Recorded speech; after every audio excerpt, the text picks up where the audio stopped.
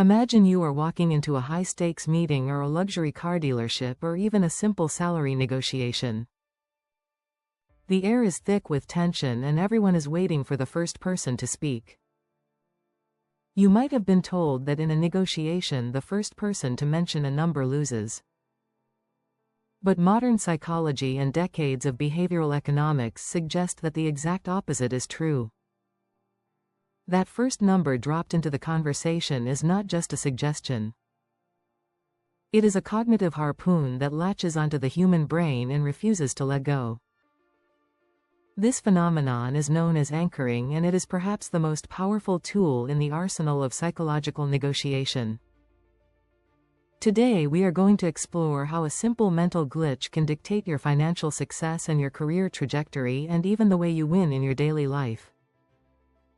To understand anchoring, we have to look at the way the human brain processes information. We like to think of ourselves as rational beings who calculate value based on objective data, but the reality is much messier. Our brains are essentially shortcut machines. When we are faced with uncertainty, we look for a reference point to help us make sense of the situation. In the world of psychology, this is called the anchoring and adjustment heuristic. The first piece of information offered becomes the anchor, and every subsequent thought or counter-offer is merely an adjustment from that starting point. Even if the anchor is completely arbitrary or even ridiculous, it still exerts a gravitational pull on our judgment.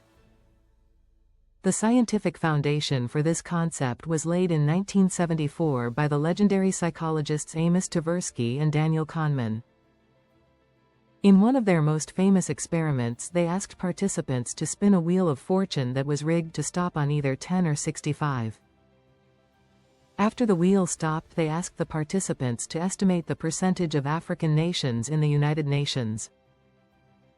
Even though the participants knew the number on the wheel was completely random, those who saw the number 10 guessed an average of 25%. Those who saw the number 65 guessed an average of 45%. The random number had successfully anchored their brains, and they were unable to adjust far enough away from it. This proves that even when we know a piece of information is irrelevant, it still biases our final decision. This has massive implications for your career, especially when it comes to salary negotiations. There is a common myth that you should wait for the employer to make the first offer. However, research from Columbia Business School suggests that making the first move gives you a significant advantage. By stating a high but defensible number, you set the terms of the entire conversation. If you ask for $100,000, the employer's brain immediately starts negotiating down from that figure. If they were planning to offer $70,000, your anchor has already shifted their range upward. They might end up beating you down to $90,000, and they will feel like they won a victory, but in reality you have successfully pulled them $20,000 closer to your goal. In the world of high finance and sales, anchoring is used with surgical precision. Have you ever noticed how luxury brands often display a ridiculously expensive item right at the front of the store? They might have a handbag that costs $5,000. When you see that price, your brain sets an anchor. As you walk further into the shop and see a wallet for $500, it suddenly feels like a bargain. Objectively, $500 for a wallet is still expensive, but compared to the $5,000 anchor, it feels like a steal. This is why real estate agents often show you a fixer-upper that is overpriced before showing you the house they actually want you to buy. The first house is the anchor that makes the second house look like an incredible deal. The power of anchoring also extends to our daily lives and social interactions. Imagine you are trying to convince your partner to go on a vacation. If you start by suggesting a 3-week luxury tour of Japan and they immediately say it is too expensive, you have set a high anchor. When you compromise on a 1-week trip to a local coastal town, it is much more likely to be accepted than if you had suggested it from the start. You have used the contrast effect to make your actual goal look more reasonable. This works because human judgment is not absolute. It is comparative. We do not know what things are worth in a vacuum. We only know what they are worth relative to something else. However, anchoring is not a magic spell, and it can backfire if you are not careful. If you set an anchor that is so extreme it falls outside the zone of possible agreement, you can destroy your credibility and cause the other party to walk away entirely. The key to a successful anchor is to make it aggressive but justifiable.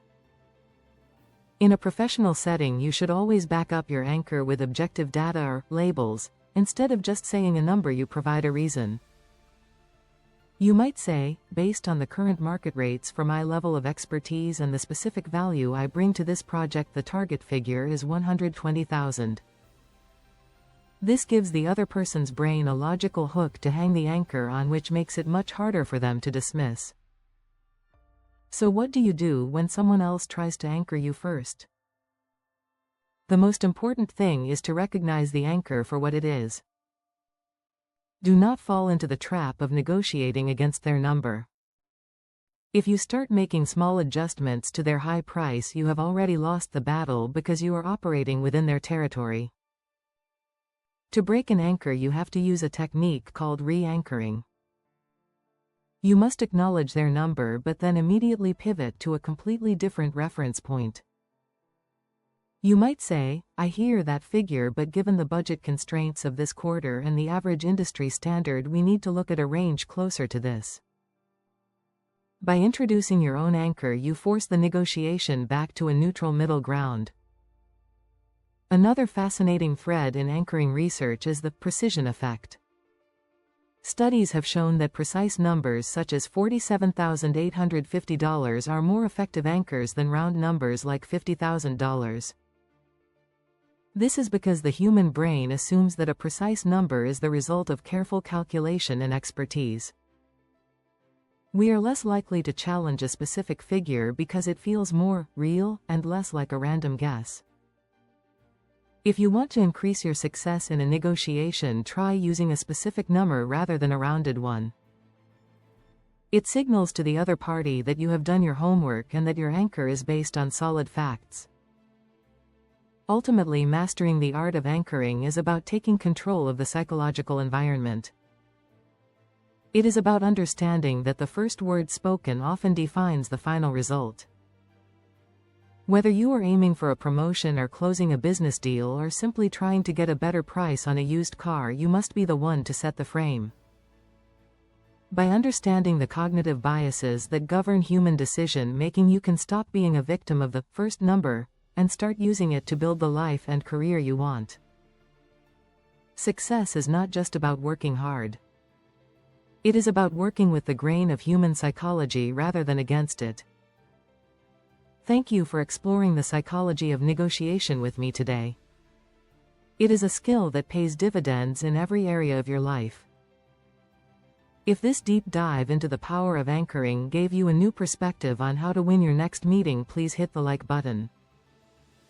It helps our community of ambitious high achievers grow and ensures these strategies reach the people who can use them to change their lives.